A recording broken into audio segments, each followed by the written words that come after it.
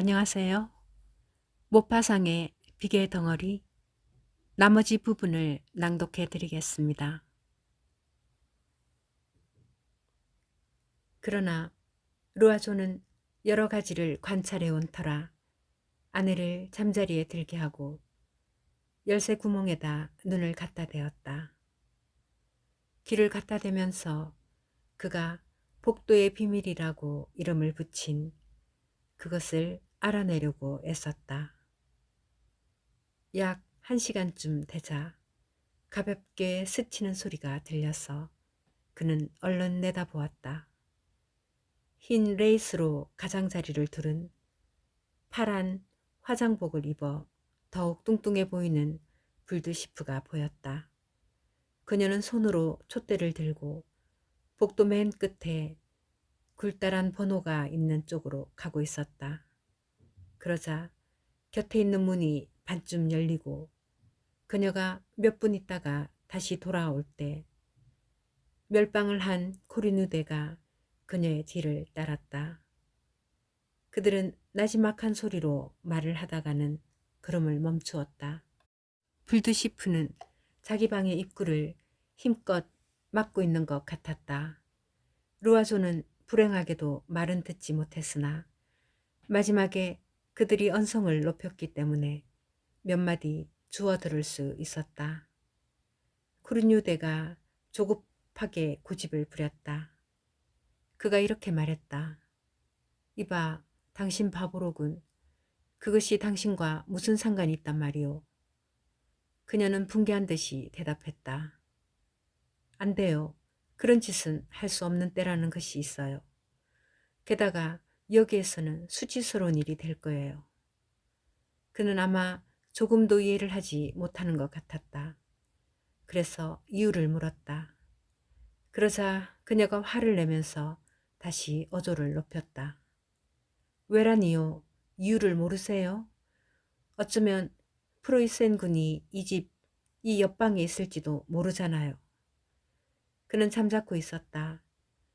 저기 가까이 있는 데에서는 절대로 애무를 받지 않겠다는 이 애국심 강한 창녀의 삼가함이 꺼져가는 그의 위험성을 마음속에 일깨웠던지 그는 단지 포옹만 하고서는 살금살금 자기 방으로 돌아갔다.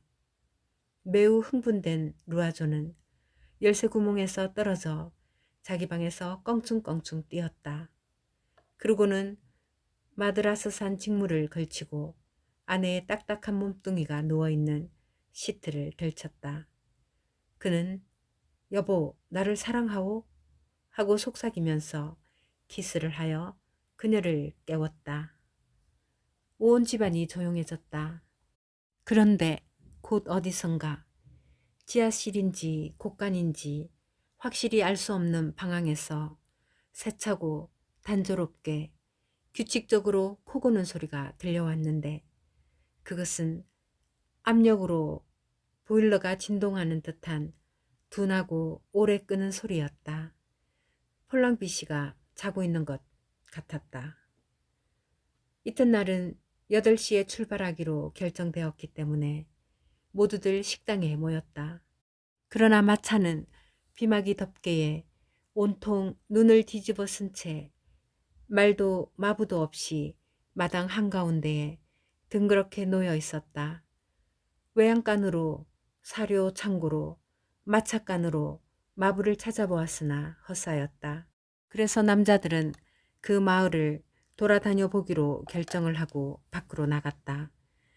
그들은 광장에 이르렀는데 그 광장 안쪽으로는 교회가 있었고 양편으로는 프로이센 병정들이 보이는 낮은 집들이 있었다.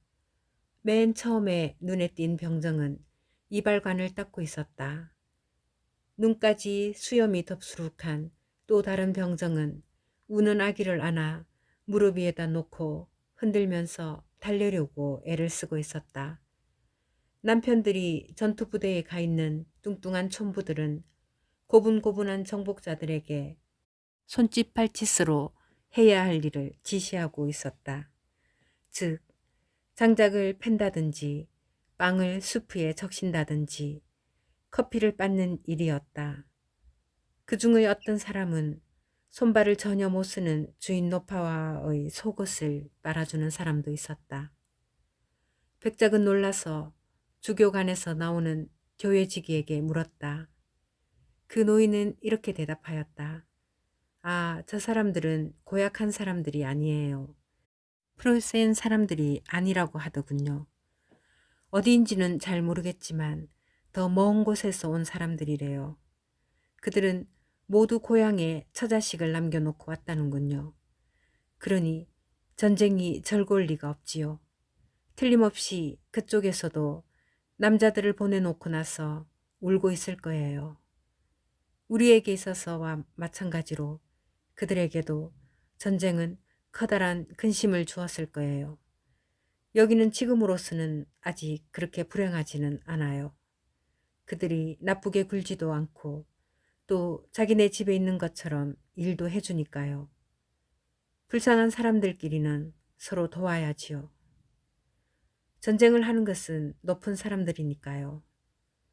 정복자와 피정복자 사이에 이루어진 화친 협상에 분개한 코르누데는 여인숙에 처박혀 있는 것이 낫겠다고 생각하고 돌아가 버렸다. 루아조가 우스갯소리를 한마디 했다.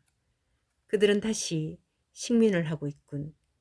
카레마동 씨가 신중하게 말했다. 그들은 속죄를 하고 있는 거지요. 그러나 마부는 찾아내지 못하였다. 마침내 사람들은 마을의 술집에서 장교의 당번병과 다정하게 식탁에 앉아있는 그를 찾아내었다. 백작이 따지듯이 물었다. 8시에 말을 매라는 지시를 하지 않았는가? 그랬습지요. 그러나 그 후에 다른 지시를 받았거든요. 어떤 지시인가? 절대로 마차에 말을 매지 말라고요. 누가 그 지시를 내렸는가? 틀림없이 프로이센 사령관이지요. 어째서지? 전 아무것도 모릅니다. 가서 물어보세요. 제게 말을 매지 말라고 해서 매지 않은 것뿐이에요. 그 사람 자신이 당신에게 그걸 말했는가? 아닙니다요. 여인숙 주인이 그의 지시라고 제게 전해주었었지요. 그게 언젠가? 어제 저녁에 제가 자리에 들려고 할 때였지요. 새 남자는 몹시 불안하여 돌아왔다. 폴랑비 씨를 만나려고 했지만 주인은 천식 때문에 10시 이전에는 절대로 일어나지 않는다고 하녀가 대답했다. 그는 불이 났을 경우를 제외하고는 10시 이전에 절대로 깨우지 못하게 했던 것이다. 장교를 만나려고 했는데 그 여인숙에 묻고 있기는 했지만 그것은 절대로 불가능한 일이었다. 민간인의 일에 대해서는 폴랑비 씨만이 그에게 말을 할 수 있도록 허용되어 있었다. 그래서 사람들은 기다렸다.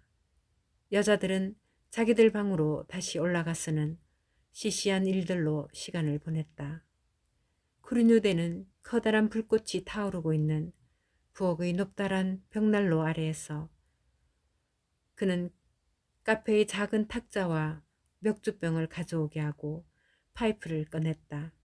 민주주의자들 사이에서는 그에게 경의를 표하는 것만큼이나 그 파이프에도 경의를 표했는데 그것은 마치 파이프가 코리뉴드에게 소용이 됨으로써 조국에 봉사하기라도 하는 것과 같았다. 그것은 근사하게 손때가 묻은 훌륭한 해포석 파이프로서 주인의 치아처럼 새까맣지만 향기가 나고 구부러지고 빛이 나고 그의 손에서 길이 들어서 그의 용모를 보충해주고 있었다. 그는 꼼짝도 않고 어떤 때는 벽난로의 불꽃에 또 어떤 때는 맥주컵 위에 거품에 눈을 고정시키고 있었다. 술을 마실 때마다 그는 만족스러운 표정으로 기름 바른 긴 머리털로 그의 길고 마른 손가락들을 가져갔고 그러는 동안 가장자리에 거품이 묻어있는 코밑 수염을 빨아들이는 것이었다. 루아조는 저린 다리를 푼다는 구실 아래 그 마을의 주류 소매 상인들에게 포도주를 팔러 갔다. 백작과 공장 주인은 정치적인 이야기를 하기 시작하였다. 그들은 프랑스의 미래를 예측하고 있었다. 한 사람은 오를레앙당의 존재를 믿고 있었고 다른 한 사람은 미지의 구원자, 모든 것이 절망에 처했을 때 나타나는 영웅을 믿고 있었다. 어쩌면 디 게클랭이나 잔 다르크 같은 사람이 아닐까? 아니면 다른 또 하나의 나폴레옹 1세 같은 사람일까? 아, 황태자가 그렇게 어리지만 않다면 코르뉴대는 그런 말을 들으면서 운명의 말을 알고 있는 사람같이 미소를 지었다. 그의 파이프는 부엌을 향기롭게 하였다. 10시를 치자 폴랑비시가 나타났다. 곧 그에게 질문을 퍼부었다. 그러나 그는 2번, 3번 똑같은 말만 되풀이할 수밖에 없었다. 장교가 내게 이렇게 말하더군요. 폴랑비시, 내일 이 여행자들의 마차에 말을 달지 못하도록 하시오. 그들은 내 명령이 없이는 떠나지 못하오. 알았소? 라고요. 그뿐이에요. 그래서 그들은 장교를 면회하려고 했다. 백작이 그에게 자기 명함을 보냈는데 그 명함에다 카레 라마동 씨는 자기의 이름과 모든 직함을 추가하였다. 프로이센 장교는 그가 점심을 마치고 나서 즉 1시경에 2사람의 면담을 허락한다는 회답을 보냈다. 부인들이 다시 나타나서 불안스럽기는 했지만 조금씩 식사를 하였다. 불드시프는 병이 난 듯했고 몹시 당황해 하는 것 같았다. 커피를 마시고 났을 때 당번병이 그 신사들을 부르러 왔다. 루아조는 이 2사람과 합류하였다. 그들의 거동에 한층 장중함을 나타내기 위해서 코르뉴대를 데리러 가려고 했지만 그는 독일인들과 어떤 관계도 갖고 싶지 않다고 거만하게 말했다. 그러고는 맥주를 한 병 더 주문하고는 벽난로 곁의 자기 자리로 돌아갔다. 3사람은 2층으로 올라가 여인숙에서 가장 좋은 방으로 안내되었다. 안락의자에 누워 벽난로 위에다 발을 올려놓고 긴 사기 파이프로 담배를 피우던 장교가 그들을 맞이하였다. 그는 화려한 실내복으로 몸을 감싸고 있었는데 그것은 아마 저속한 취미를 가진 어떤 부르조아의 빈집에서 훔친 것이 틀림없었다. 그는 일어서지도 않았고 그들에게 인사를 하지도 않았으며 쳐다보지도 않았다. 그는 승리한 군인에게서 의뢰 볼 수 있는 비열한 짓의 역력한 일면을 보이고 있는 것이었다. 한참 만에 그가 드디어 말했다. 무슨 일이요? 백작이 말했다. 우리는 출발하고 싶습니다. 안 돼요. 거절하는 이유를 말씀해 주시겠습니까? 내가 그러고 싶지 않기 때문이요. 총사령관께서 DF에 도착할 수 있는 출발 허가증을 우리에게 교부해 주셨다는 것을 신중하게 유의해 주셨으면 합니다. 그리고 우리는 이런 가혹한 조치를 받을 만한 일을 전혀 하지 않았다고 생각합니다. 내가 그러고 싶지 않은 거요. 그뿐이요. 내려들 가시오. 3사람은 모두 몸을 굽혀 인사를 하고 물러났다. 비참한 오후였다. 독일인의 변덕을 도무지 이해할 수 없었다. 아주 이상한 생각들이 머리를 어지럽혔다. 사람들이 모두 부엌에 모여 있음직하지 않은 일들을 상상하면서 끝없이 의견을 교환하였다. 어쩌면 인질로 잡아두려는 것일지도 모른다. 그러나 무슨 목적으로? 혹은 포로로 데려가려는 것일까? 오히려 막대한 몸값을 요구하려는 것은 아닐까? 이런 생각이 들자 공포가 그들을 미칠 지경으로 만들었다. 가장 돈이 많은 사람이 가장 무서워하였다. 그들의 목숨을 다시 사기 위해서 이 무례한 군인의 2손에 금화가 가득 든 자루를 쏟아부어야 하는 자신의 강요당한 모습이 보이는 듯했다. 그들은 자기들의 재산을 숨기고 가장 가난한 사람으로 인정받기 위해 둘러댈 그럴듯한 거짓말을 찾아내려고 머리를 짜냈다. 루아조는 시계줄을 벗겨 주머니 속에 감추었다. 밤이 되자 두려움은 더해갔다. 램프가 켜졌다. 저녁 식사를 하기까지는 아직 2시간이 남아있어서 루아조 부인은 트럼프의 31점 게임을 하자고 제의하였다. 기분이 전환될 것 같아서 모두 찬성했다. 코리뉴대까지도 예의상 파이프를 끄고 거기에 끼어들었다. 백작이 카드를 쳐서 돌렸다. 불드시프가 단번에 31점을 만들었다. 게임에 대한 흥미가 머리에서 떠나지 않던 두려움을 가라앉혀 주었다. 그러나 코리뉴대는 루아조 부부가 속임수를 쓰기 위해 한패가 되어 있음을 알아차렸다. 식탁에 앉으려고 하는데 폴랑비시가 다시 나타났다. 그가 쉰 목소리로 이렇게 말했다. 프로이센 장교가 엘리자베트 루스 양이 아직도 생각을 바꾸지 않았냐고 물어보라고 하는데요. 불드시프는 핏기가 싹 가신 채 서 있었다. 그러다가 갑자기 얼굴이 새빨개지면서 너무도 화가 나서 숨이 막혀 말을 하지 못했다. 마침내 그녀가 말문을 터뜨렸다.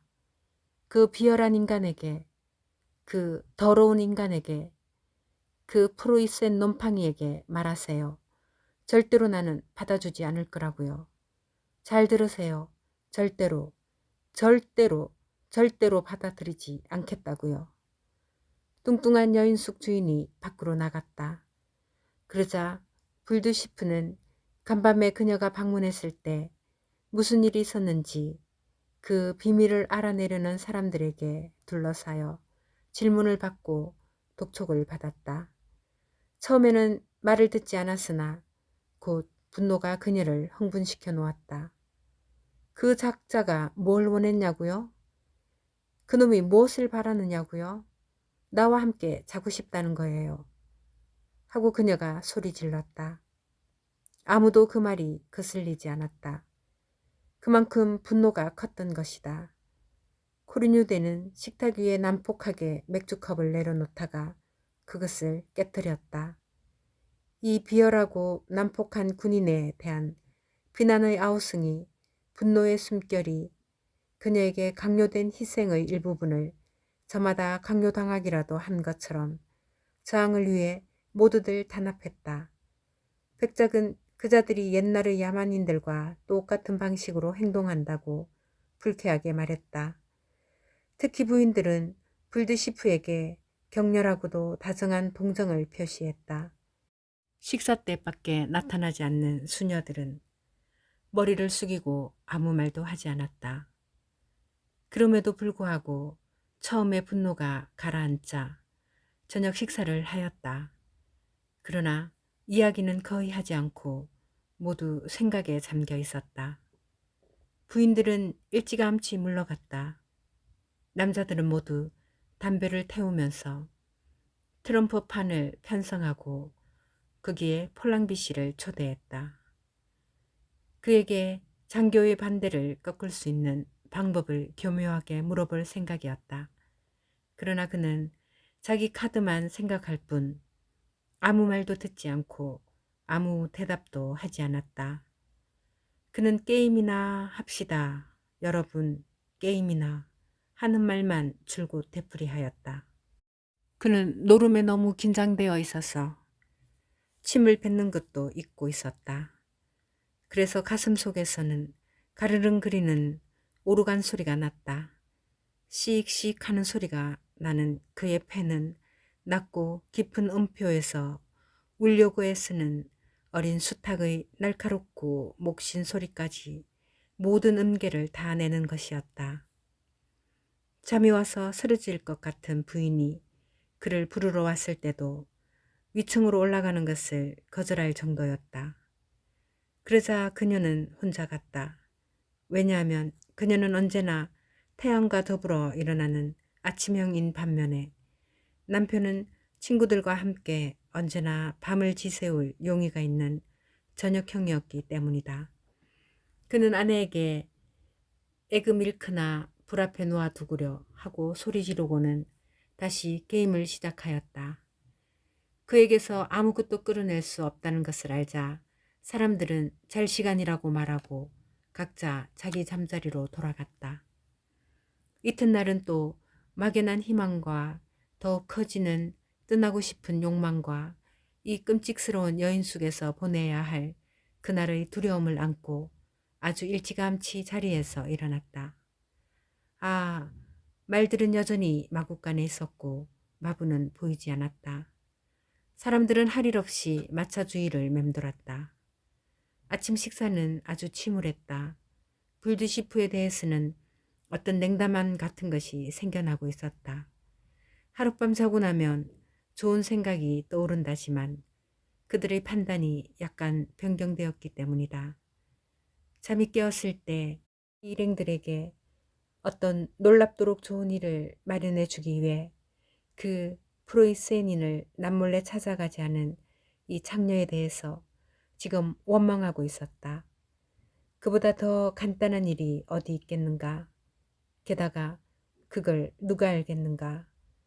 그녀는 일행의 난처한 입장을 딱하게 여겨 완노라는 것을 장교에게 말함으로써 체면을 차릴 수도 있었던 것이다. 그녀로서는 그런 일이 그다지 중요한 일도 아니지 않은가. 그러나 아직은 아무도 그런 생각을 말하지 않았다. 오후에는 지루해 못 견뎌 했기 때문에 백작이 마을 근처를 산책하자고 제의했다. 저마다 정성 들여 몸을 감싸고 불 곁에 있는 것이 낫겠다고 하는 코린누대와 교회나 사죄관에 하루를 보내는 수녀들을 제외하고 몇 안 되는 일행은 떠났다.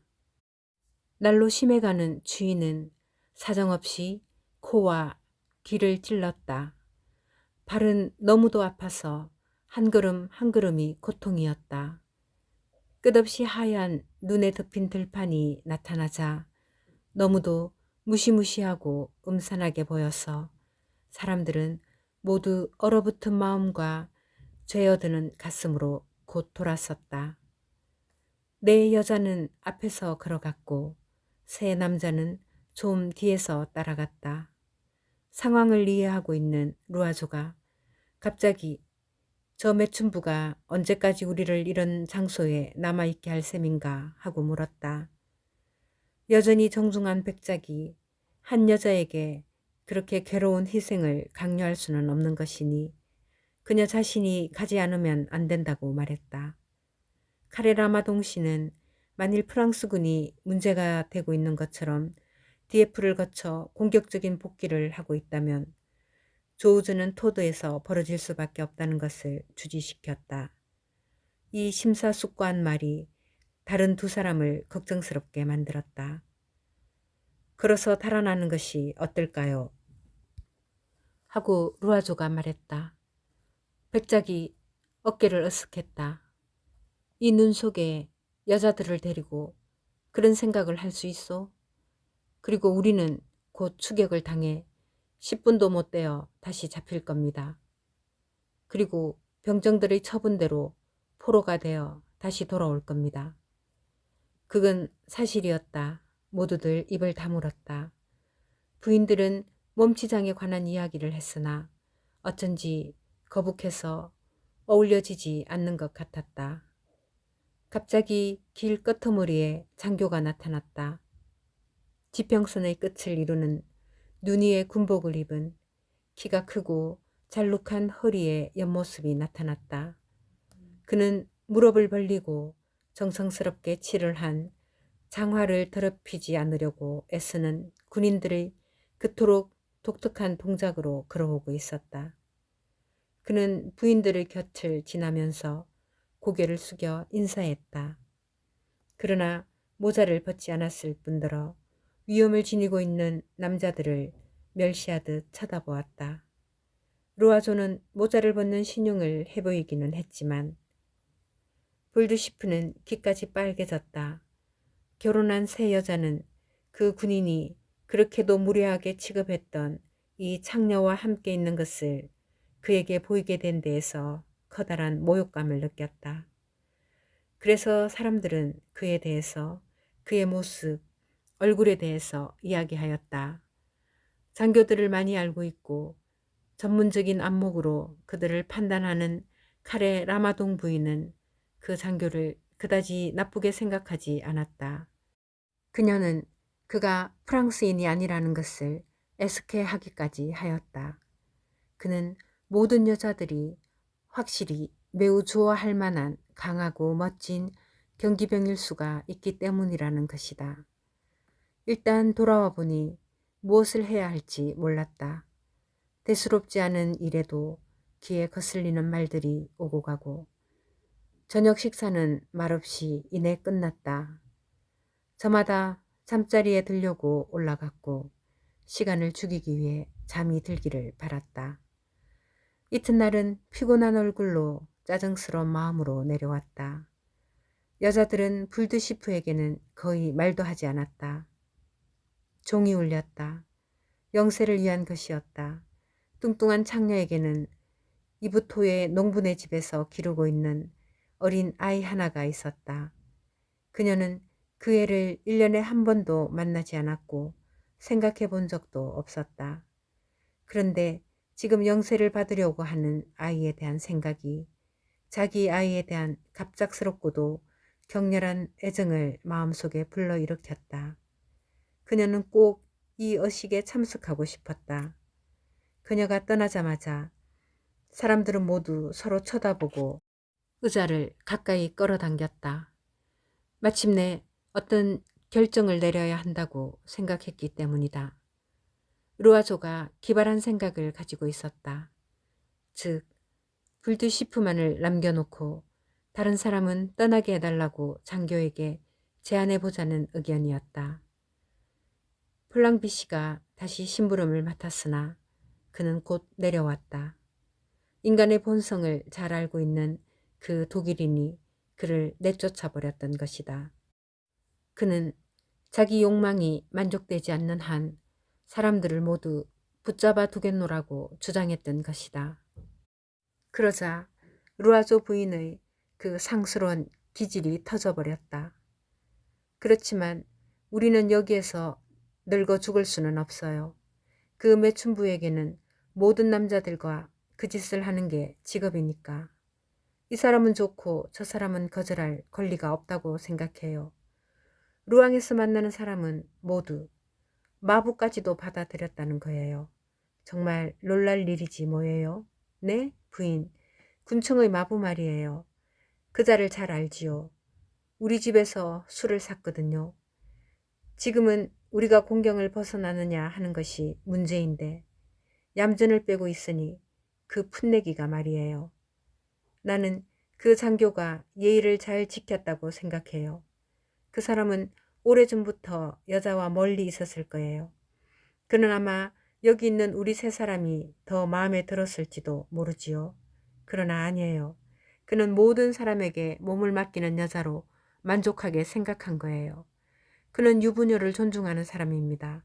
생각해 보세요. 그는 지배자예요. 내가 원한다 라고 말하면 그만인 것이에요. 그리고 자기 병정들과 함께 강제로 우리를 겁탈할 수도 있는 거라고요. 두 여자가 흠칫 몸을 떨었다. 예쁜 카레마동 부인의 눈에서 번쩍 빛이 났다. 이미 자기가 장교에 의해 강제로 겁탈을 당한 것 같은 느낌이 들어 얼굴이 약간 창백해졌다. 따로 의견을 교환하던 남자들이 다가왔다. 미친 듯이 성이 난 루아조는 그 하찮은 여자를 손발을 묶어 적에게 넘겨주자고 했다. 그러나 3대에 걸쳐서 대사직을 지낸 가문 출신인데다가 외교관의 기질을 타고난 백작은 수완 좋은 사람이었다. 그 여자로 하여금 결심하도록 해야지요. 하고 그가 말했다. 그래서 사람들은 음모를 꾸몄다. 여자들은 서로 다가서서 목소리를 낮추었다. 의논이 전체적으로 되어서 저마다 자기 의견을 말했다. 뿐만 아니라 그것은 매우 예의 발랐다. 특히 부인들은 가장 외설스러운 것을 말하는 데 있어서는 세련된 어법과 매혹적이고도 미묘한 표현을 찾아내었다. 제3자는 아무것도 이해할 수 없을 만큼 말에 신중함을 기하고 있었다. 그러나 사교계의 부인들이 가리고 있는 정숙이라는 얇은 베일은 표면만을 덮고 있기 때문에 그녀들은 이런 외설스러운 뜻밖의 일에 활짝 웃음을 짓고 천성에도 맞아 사실은 너무도 즐거워하고 있었다. 다른 사람의 저녁밥을 준비하고 있는 식도락을 즐기는 요리사의 관능으로 그들은 사랑을 주물럭거리고 있었다. 즐거움은 고조되어 갔다. 그만큼 마지막에 가스는 이야기가 재미있게 여겨졌다. 백작이 좀 대담한 농담을 했지만 너무도 이야기를 잘해서 여자들은 미소를 지었다. 루아조는 자기 차례가 되자 더욱 믿기지 않는 음탕한 말을 했으나 아무도 기분을 상하지 않았다. 그의 아내가 그 창녀에게는 그게 직업인데 어떻게 이 사람은 좋고 저 사람은 거절할 수 있단 말이에요 하고 노골적으로 표현했던 그 생각이 모두의 머리를 지배하고 있었던 것이다. 아름다운 칼의 라마동 부인은 자기 같으면 다른 사람보다 그 장교를 선택하겠다는 생각까지 하는 것 같았다. 요새를 포위하듯이 모두들 오랫동안 포위태세를 준비했다. 각자가 맡아야 할 역할을 뒷받침해야 할 논법, 실행해야 할 술책 등을 결정지었다. 그 살아있는 생체가 적을 자기 품 안에 받아들이도록 강습하기 위해서 공격의 계획과 사용해야 할 계략을 결정하였다. 그러나 코리뉴대는 따로 떨어져서 이 일에는 완전히 관심이 없었다. 너무 골똘히 정신을 집중하고 있었기 때문에 불드시프가 들어오는 소리도 듣지 못하였다. 그러나 백작이 낮은 소리로 쉿 하자 모두 눈을 들었다. 그녀가 거기에 와 있었다. 갑자기 입들을 다물었다. 그리고 처음에는 왠지 당황해서 그녀에게 말을 걸 수가 없었다. 사교계에 능숙하게 길들여져 있는 백작 부인이 세례식은 재밌었나요? 하고 그녀에게 물었다. 아직도 감동이 가시지 않은 뚱뚱한 창녀는 사람들의 얼굴이나 태도 그리고 성당의 모습까지도 전부 이야기하였다. 그녀는 이렇게 덧붙였다. 가끔 기도를 드린다는 것은 좋은 일이지요. 그러나 점심때까지 부인들은 자기들의 충고에 대하여 그녀의 신뢰와 순종을 증대시키기 위해서 상냥하게 대하는 것으로 만족하였다. 식탁에 앉자마자 공약이 시작되었다. 처음에는 자기 희생에 관한 막연한 대화가 있었다. 옛날의 신뢰들을 인용하였다. 유디트와 홀로페르네스, 다음에는 아무 이유 없이 루크레티우스와 섹스투스, 그리고 적장들을 모조리 자기 침대로 불러들여 노예처럼 복종하도록 했던 클레오파트라를 인용하였다. 그러고는 이 무식한 백만장자들의 상상에서 피어난 제멋대로의 이야기가 전개되었다. 로마의 여자 시민들이 카푸아에 가서 한니발과 그의 부관들 그리고 외국인 용병의 집단들을 품 안에서 잠들게 했다는 그런 이야기였다. 정복자들을 저지시켜서 자신들의 몸으로 사움틀을 삼아 지배하는 수단으로 무기로 삼은 여인들, 흉악하거나 가정스러운 인간들을 영웅적인 애무로 굴복시키고 복수와 헌신에 자기네의 순결을 희생시킨 여자들을 모두 인용하였다. 무서운 전염병을 보나파르트에 옮기기 위해 일부러 그 병균을 접종하게 했으나 보나파르트는 이 운명적인 미래의 시간에 갑자기 무력해져서 기적적으로 생명을 구했다는 그 명문 출신의 영국 여자에 대한 이야기까지 애매한 표현으로 말했다. 이런 모든 것이 예의 바르고 절제 있는 태도로 이야기되었으나 가끔 경쟁심을 자극하는 데 적합한 고의적인 찬탄이 터져나오기도 하였다.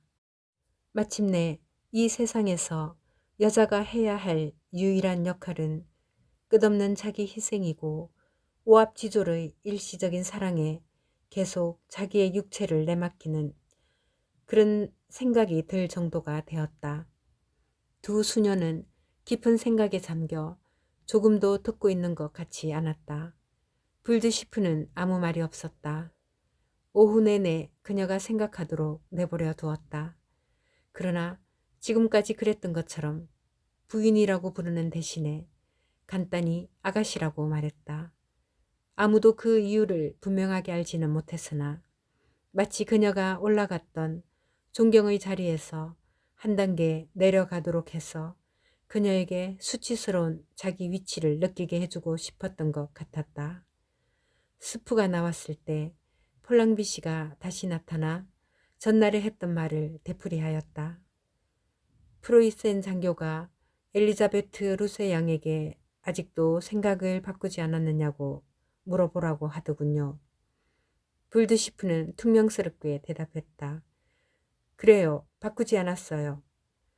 그러나 저녁 식사 때에는 공동의 모의가 약해졌다.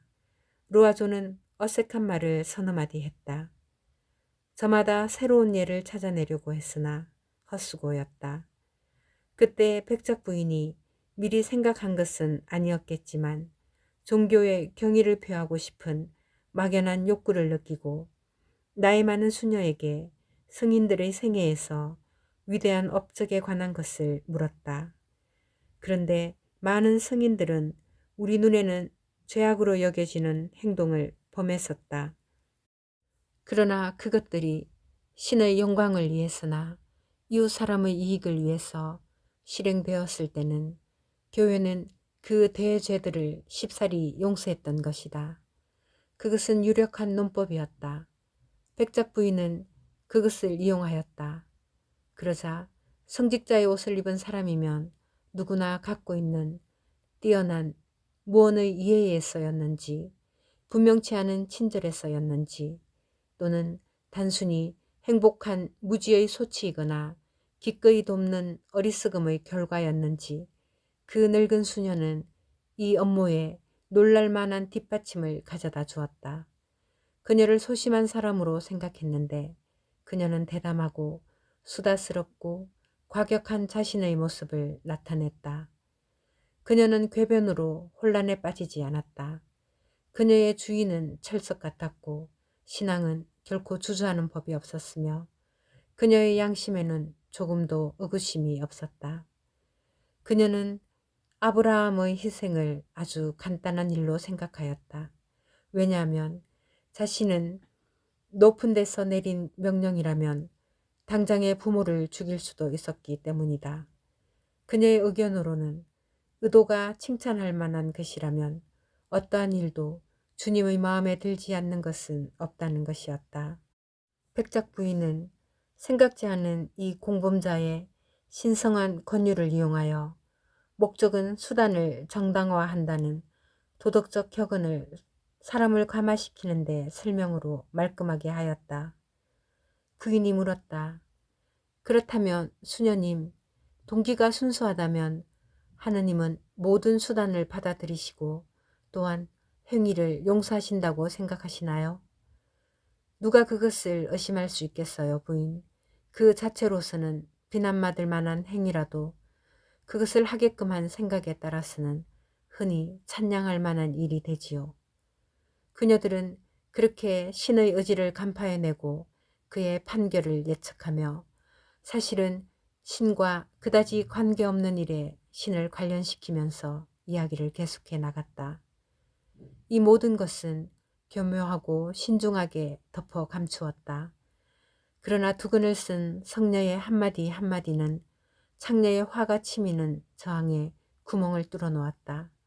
그러고 나서는 이야기가 약간 벗어나서 묵주를 늘어뜨린 그 여인은 자기 교단의 수녀원에 관해서, 수녀 원장에 관해서, 자기 자신에 관해서, 그리고 곁에 있는 예쁜 수녀 생 니세포르에 관해서 이야기하였다. 천년두에 걸린 수백 명의 병사들이 수용되어 있는 병원에서 간호를 위해 그들은 르 아브르르로 불려가는 것이다. 그녀는 그 비참한 사람들의 모습을 묘사했고 그들의 병에 대해서 자세히 말했다. 그리고 그 프로이세인인의 갑작스런 변덕으로 중도에서 붙들려 있는 동안에도 어쩌면 자기네들이 구원해낼지도 모르는 수많은 프랑스 병사들이 죽어가고 있는지도 모르지 않는가. 군인들을 간호하는 것이 그녀가 해야 할 일이었다. 그녀는 크리미아, 이탈리아, 오스트리아에도 간 일이 있었다. 자기의 활동에 관한 이야기를 하다가 갑자기 그녀는 자신이 북과 나팔 소리가 들리는 가운데에 야영 부대를 쫓아다니고 전투의 소용돌이 속에서 부상당한 사람들을 끌어모으며 군기를 어긴 키가 크고 난폭한 군인들을 한마디로 대장보다 더 잘 순화시키는 그런 수녀 중의 한 사람이라는 것을 드러내 보였다. 수없이 구멍이 패고 쭈글쭈글한 얼굴을 한 진정한 수녀, 랑탕플랑의 얼굴은 전쟁의 황폐한 모습과도 같았다. 아무도 그녀 다음에 말하는 사람이 없었다. 그만큼 그 효과는 훌륭했다. 식사가 끝나자마자 사람들은 서둘러 침실로 올라갔고 이튿날 아침에 늦게까지 내려오지 않았다. 점심 식사는 조용했다. 사람들은 그 전날 뿌린 씨앗에 싹이 트고 열매가 맺는 시간을 주고 있었다. 백작 부인이 오후에 산책을 하자고 제의했다.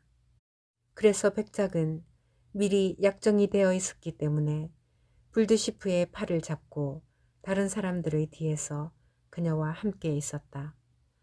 백작은 그녀에게 허물없고 아버지 같은 그러나 착실한 남자들이 창녀들에게 사용하는 약간 깔보는 듯한 어조로 이야기하면서 그녀를 아가씨라고 불렀고 자기의 높은 사회적 지위와 이론의 여지가 없는 명망으로 그녀를 다루었다. 그는 곧 문제의 요점으로 파고들었다. 프로이센 군이 실패하게 되면 뒤따르게 될 모든 폭력 행위에 당신과 마찬가지로 우리도 위험에 처하게 될 텐데, 그래, 당신은 당신 생활에서 그렇게도 흔히 했던 환심을 사려는 마음으로 성낙하기보다 오히려 우리를 여기에 잡아두게 하는 것이 좋단 말이오. 불드시프는 아무 대꾸도 하지 않았다. 백작은 그녀를 부드러움으로, 추론으로, 이타심으로 구슬렀다.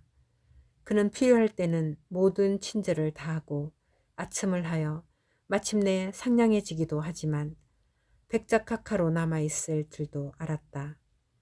그녀가 자기들에게 해줄 수 있는 봉사를 찬양하고 자기들이 고마워할 것에 대한 이야기도 하였다.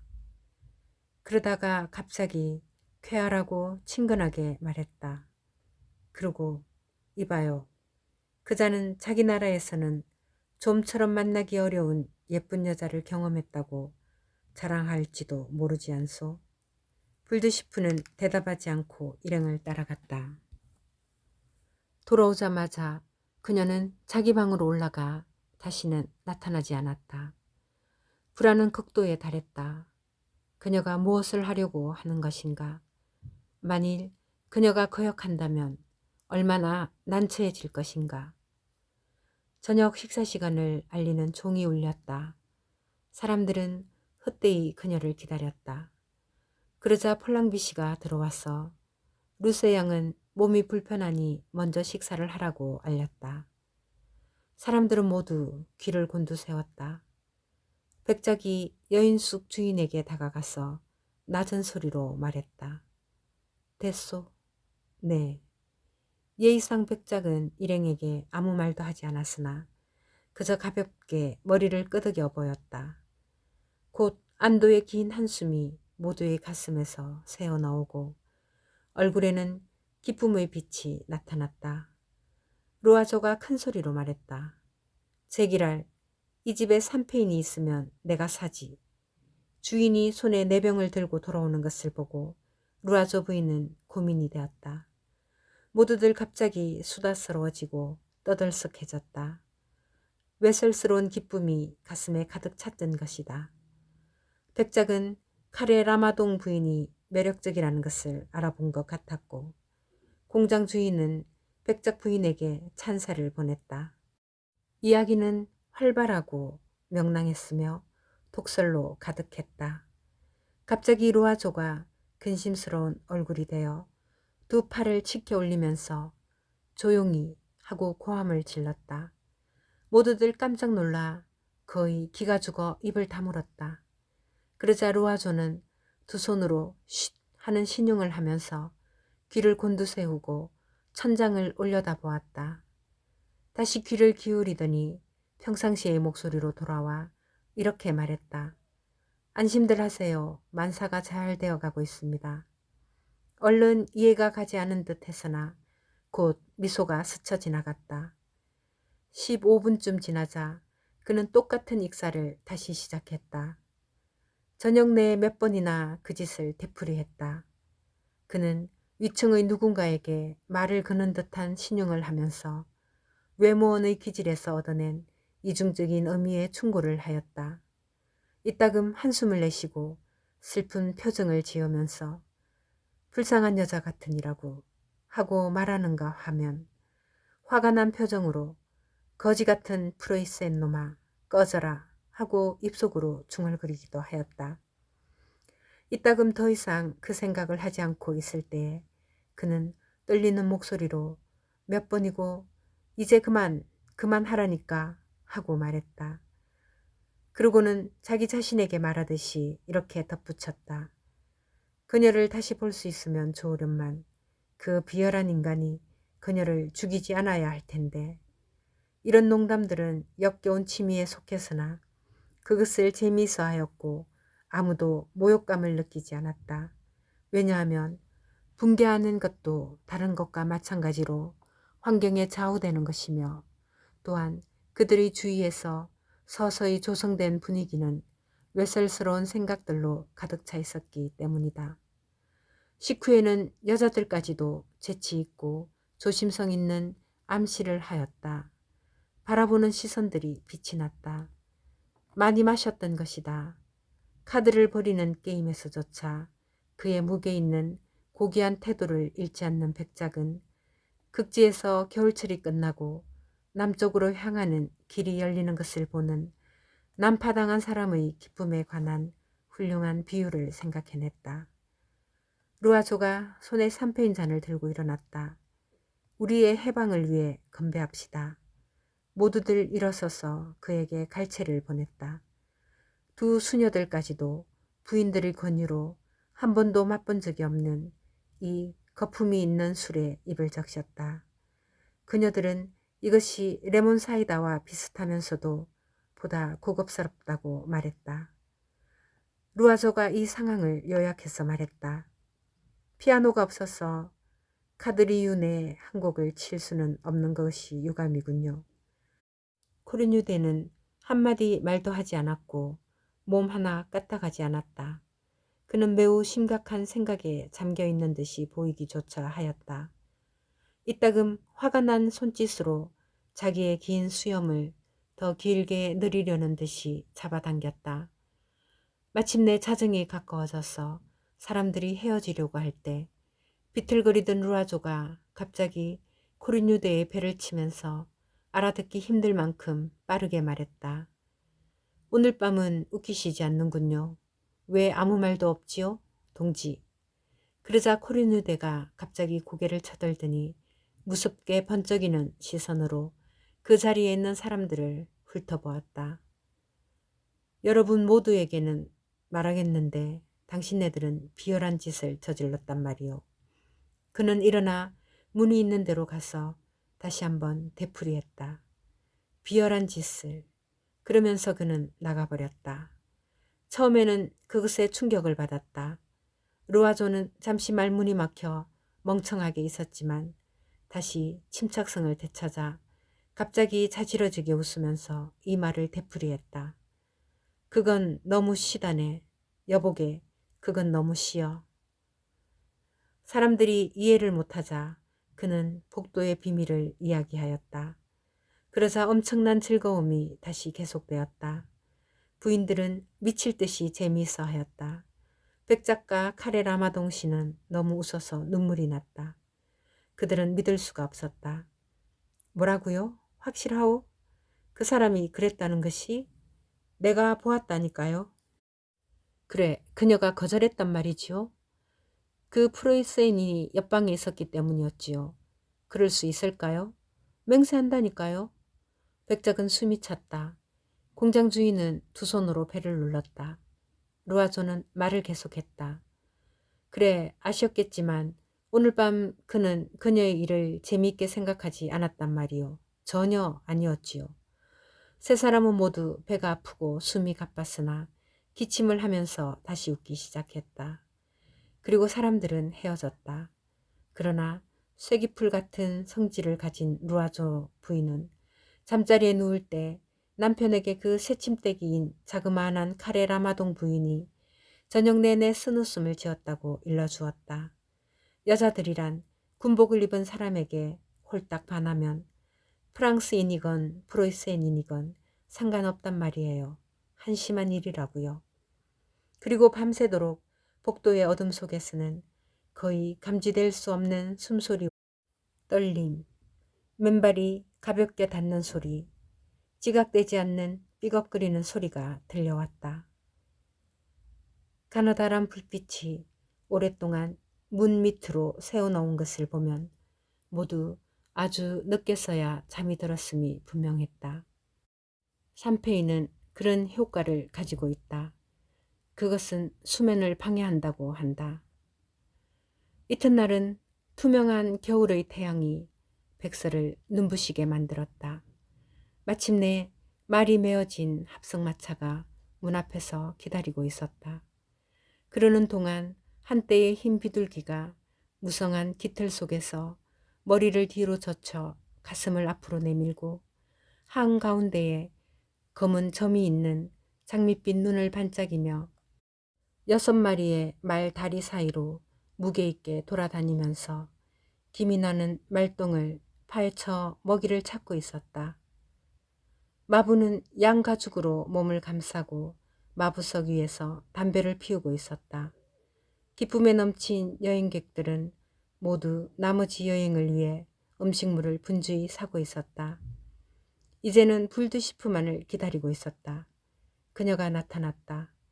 그녀는 약간 당황해하고 부끄러워하는 것 같았다. 그녀는 머뭇거리면서 일행이 있는 쪽으로 나아갔다. 일행은 모두 똑같은 동작으로 마치 그녀를 알아보지 못한 것처럼 얼굴을 돌렸다. 백작은 품위 있게 자기 아내의 팔을 잡고 이 불결한 접근에서 그녀를 보호했다. 뚱뚱한 창녀는 어리둥절해서 걸음을 멈추었다. 그러고는 있는 용기를 모아 공장 주인의 아내에게 다가가서 안녕하세요 부인 하고 공손하게 속삭였다. 상대방은 정절의 모욕을 받은 시선을 보내면서 다만 고개짓으로 무례한 인사를 건성으로 했다. 사람들은 모두 분주한 것처럼 보였고 마치 그녀가 치마 속에 전염병이라도 가져온 것처럼 그녀를 멀리했다. 그러고는 서둘러 마차가 있는 쪽으로 달려갔고 그녀만이 맨 나중에 그곳으로 가서 처음 올 때 앉았던 그 자리에 말없이 다시 앉았다. 모두들 그녀를 쳐다보지 않았고 알아보지도 못하는 것 같았다. 루아조 부인은 멀리서 몹시 붕괴한 듯이 그녀를 바라보면서 자기 남편에게 작은 소리로 말했다. 저 여자 곁에 있지 않는 것이 다행이로군요. 묵직한 마차가 움직이고 여행이 다시 시작되었다. 처음에는 아무도 이야기를 하지 않았다. 불드시프는 감히 눈을 들지 못했다. 그와 동시에 그녀는 곁에 있는 모든 사람들에 대해서 분노를 느꼈고 그들이 위선적으로 자신을 그 프로이센의 품 안으로 내던져서 그의 애무로 자기의 몸을 더럽히고 굴복했다는 것에 모욕감을 느꼈다. 그러자 백작 부인이 칼에 라마동 부인 쪽으로 몸을 돌려 마침내 이 견디기 힘든 침묵을 깨뜨렸다. 테드레일 부인을 아시죠? 네, 제 친구인걸요. 참 매력적인 여성이에요. 매혹적이지요. 정말로 훌륭한 성격에다가 아주 유식하고 손가락 끝까지 예술적이지요. 황홀할 정도로 노래를 잘 부르고 그림도 더할 나위 없이 훌륭하게 그려요. 공장 주인은 백 작가 이야기를 나누었다. 유리창이 들그럭거리는 사이사이에 이따금 배당권, 지불 기한, 프리미엄 만기라는 말들이 들렸다. 잘 닦지도 않은 테이블 위에서 5년 동안이나 문질러 기름때가 묻은 여인숙의 낡은 카드 한 벌을 훔쳐온 루아조는 아내와 더불어 배지그 놀이를 시작하였다. 수녀들은 허리춤에서 느리고 있던 긴 묵주를 꺼내 함께 성호를 그었다. 그러고는 갑자기 그들의 입술이 활발히 움직이기 시작하더니 점점 더 빨라지면서 마치 기도를 시합하기라도 하는 것처럼 명확하지 않은 중얼그림을 계속하였다. 그러고는 이따금 성패에 입을 맞추고 성호를 긋고 빠르고도 계속적인 중얼그림을 다시 시작하는 것이었다. 쿠르뉴데는 꼼짝도 않고 생각에 잠겨 있었다. 3시간쯤 길을 달린 후에 루아조는 카드를 주워 모으면서 시장한데 하고 말했다. 그러자 그의 아내가 끈으로 묶은 꾸러미로 손을 가져가 거기에서 냉동한 송아지 고기 한 조각을 꺼냈다. 그녀는 그것을 얇고 단단한 조각으로 적당하게 잘라 둘이서 먹기 시작하였다. 우리도 그렇게 할까요? 하고 백작 부인이 말했다. 모두들 동의를 해서 그녀는 두 부부를 위해 준비했던 음식물을 풀어놓았다. 그것은 토끼고기 파이였다. 하얀 기름살이 불치고기의 거무스름한 살 속에 강줄기처럼 스며있는 맛 좋은 돼지고기도 얇게 쓴 다른 고기와 섞여 있었다. 신문지에 사서 가져온 네모난 그리에르산의 좋은 치즈는 그 미끈거리는 덩어리 위에 사건사고라는 글자가 찍혀 있었다. 두 수녀는 마늘 냄새가 나는 둥근 소시지 조각을 펼쳐놓았다. 코리뉴데는 헐렁한 외투의 매우 큰 주머니 속에 두 손을 한꺼번에 쑤셔 넣더니 한 손으로는 삶은 계란 4개를 다른 손으로는 빵 한 조각을 꺼냈다. 그는 껍질을 벗겨 발밑의 집 속에 내던져 버리고는 계란을 그대로 씹어대기 시작했다. 그의 텁수룩한 수염 위로 노란 빛이 나는 작은 조각들이 떨어졌어. 마치 그 속에 별이 박힌 것 같았다. 불드시프는 서둘러 일어나느라고 당황해서 아무것도 생각할 수가 없었다. 그녀는 분노로 숨이 막히고 화가 치밀어서 태연하게 음식을 먹고 있는 사람들을 모두들 쳐다보았다. 처음에는 끓어오르는 분노에 몸을 부르르 떨었다. 그래서 입술까지 올라온 욕설과 그들이 한 짓을 소리치려고 입을 열었다. 그러나 분노로 목이 막혀서 말을 할 수가 없었다. 아무도 그녀를 쳐다보지 않았고 그녀에 대해 생각하지도 않았다. 그녀는 처음에는 자기를 희생시키고 그리고 마치 불결하고 쓸모없는 물건처럼 내던진 이 정숙한 파렴치한들의 경멸 속에 자신이 잠겨있는 것을 느꼈다. 그녀는 이들이 개걸스럽게 모조리 먹어치운 맛있는 음식이 가득 들어있던 자기의 커다란 바구니와 젤리를 바른 반지르한 2마리의 영개, 파이, 배, 4병의 보르도 술이 생각났다. 그러나 너무 팽팽해서 끊어져 버린 것처럼 갑자기 분노가 가라앉더니 곧 울고 싶어졌다. 그녀는 안간힘을 다해 온몸에 힘을 주어 어린애처럼 오열을 삼켰다. 그러나 눈물이 솟아올라 눈시울 가장자리에서 반짝이더니 2개의 굵은 눈물방울이 양보리로 천천히 흘러내렸다. 그것에 이어 더욱 빠르게 마차 위에서 서면 오는 물방울처럼 눈물이 흘러내려 가슴의 포동포동한 곡선 위로 규칙적으로 떨어졌다. 그녀는 사람들이 자기를 바라보지 않기를 바라면서 눈을 똑바로 뜨고 굳어버린 창백한 얼굴로 꼿꼿이 앉아 있었다. 그러자 백작 부인이 그것을 알아차리고 남편에게 몸짓으로 알렸다. 백작은 어쩌란 말이오, 내 잘못은 아니야 라고 말하는 것처럼 어깨를 으쓱했다. 루아조 부인은 소리 없이 승리의 미소를 짓고 이렇게 중얼거렸다. 부끄러워서 우는 거예요. 2 수녀는 남은 소시지를 종이에 말아놓고 다시 기도를 드리기 시작했다. 그때 달걀을 먹어치운 코리누대는 맞은편 의자 밑으로 긴 다리를 뻗고 몸을 뒤로 젖혀 팔짱을 끼고는 짓궂은 장난을 막 생각해낸 사람처럼 미소를 지으며 휘바람으로 프랑스의 애국가를 부르기 시작했다. 얼굴들이 모두 침울해졌다. 이 민중적인 노래가 확실히 곁에 있는 사람의 마음에 들지 않았던 것이다. 그들은 신경질적이고 역정이 나서 부정확한 파이프 오르간 소리를 들은 개들처럼 짖으려는 표정을 하고 있었다. 그는 그것을 알아차리고도 그만두지 않았다. 이따금 그는 떨리는 소리로 노래를 부르기조차 하였다. 조국에 대한 성스러운 사랑이여, 인도하라, 떠받치라, 복수하는 우리 팔을, 자유, 사랑하는 자유여, 그대들의 수호자와 함께 싸우라. 눈이 더욱 단단해져서 더 빨리 달렸다. DF까지 침울한 여행의 긴 시간 동안 울퉁불퉁한 길 한복판에서도 밤이 내리고 난 마차의 깊은 어둠 속에서도 그는 잔인한 고집으로 단조로운 복수의 휘파람을 계속 불어댔다.